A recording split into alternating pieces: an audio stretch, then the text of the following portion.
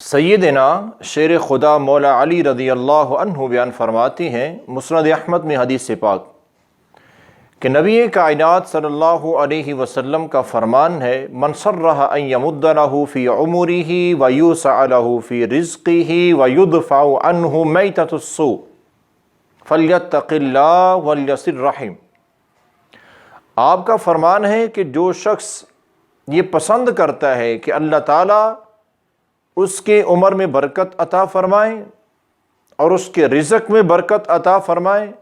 اور اس کا خاتمہ اچھا فرمائیں، بری موت سے اللہ اس بندے کو بچا لیں، جو یہ پسند کرتا ہے، جو یہ چاہتا ہے، تو اسے چاہیے کہ وہ دو کام زندگی میں ضرور کرے۔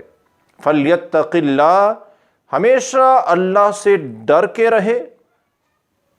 وَلْيَصِلْ رَحِمْ، اور صلہ رحمی کرے۔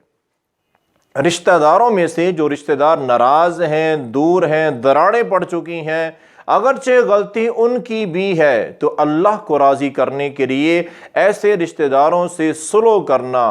ان سے ملنا،